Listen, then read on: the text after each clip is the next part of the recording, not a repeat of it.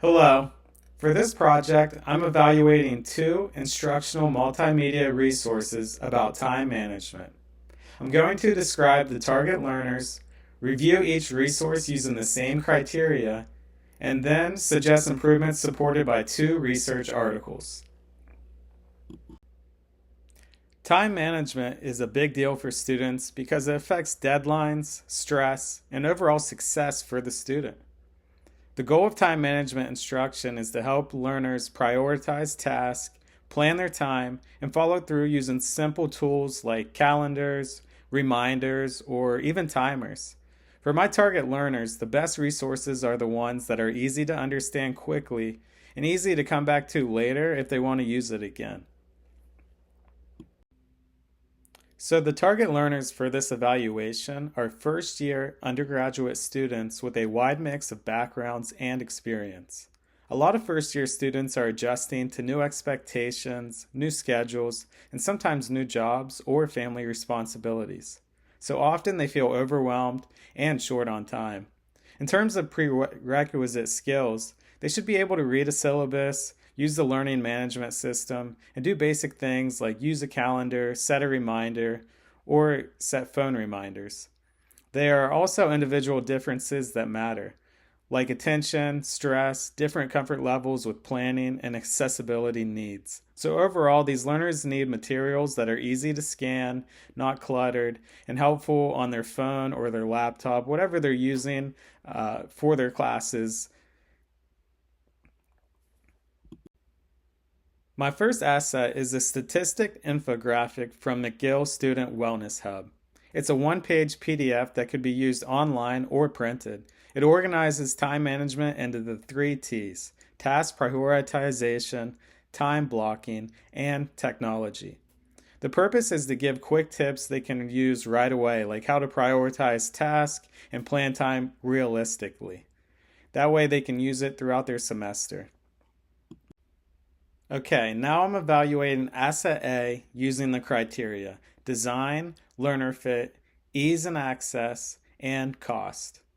For design, the infographic does a good job with organization. The 3T sections is very easy to follow. And for learner fit, it gives practical steps that match what first year students need, like prioritizing and planning with breaks and buffer time. For ease and access, it's strong because it's a one-page guide that's easy to follow, that students can save or they can print and have it on them at all times. It's very easy to look at quickly. But for a weakness is the resources in the apps area is dense, so students may have to scan a lot to find what they need. It might be hard for them to navigate. And for cost, it's free, so that's always a plus.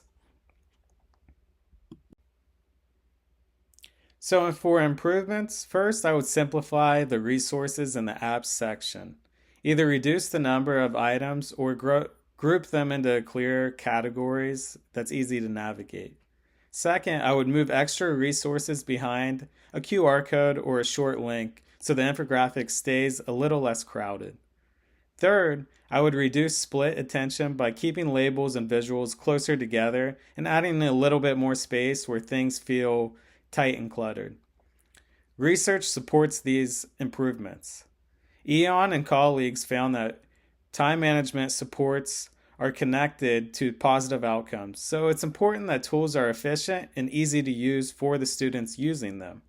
And Gens explains that when related information is visually integrated, it reduces split attention and it helps the students with learning.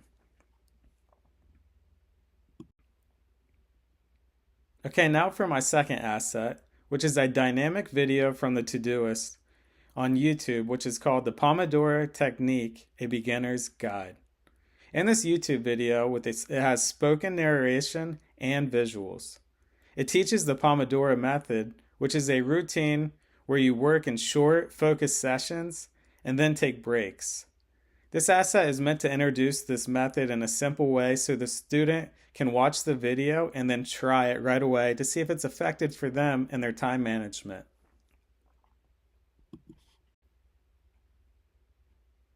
Now I'll evaluate the Todoist video using the same criteria.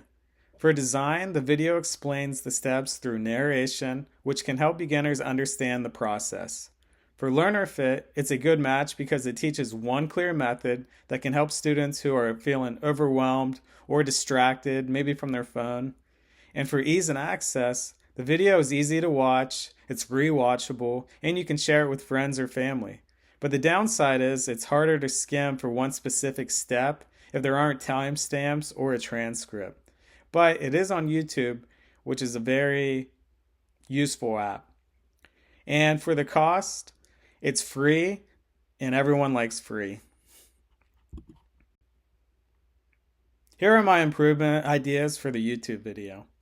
First, I would add chapters or timestamps so students can jump into the exact part that they need. Second, I would add a downloadable transcript or maybe a one-page summary so students can scan the steps quickly to find the exact part that they're looking for. Third, I would keep any on-screen text very short, like keywords, so it supports the narration instead of distracting the viewer from it. And research supports these changes too. In Gen's research, it supports reducing split attention by keeping information clear and aligned, especially when learners are trying to process the steps that are being taught. And an Eon and the colleagues also supports this idea that time management tools should be easy to revisit and use efficiently because learners benefit most when the support is practical and low friction and easy to use for the student that is trying to use it. To wrap up, both assets have value, but they support learning in different ways. The McGill infographic is best for quick reference and checking back during the week, or when you're on the move, you can just check it on your phone quick, or if you have a printout, you can check that quick as well. The Todoist video is best for learning the steps of a specific method and seeing how it works. The biggest improvements across both are reducing clutter, reducing the split attention, and making information easier to skim and revisit at a later time. And right here, listed on the slide, are my APA references for the research articles and both assets. Thank you.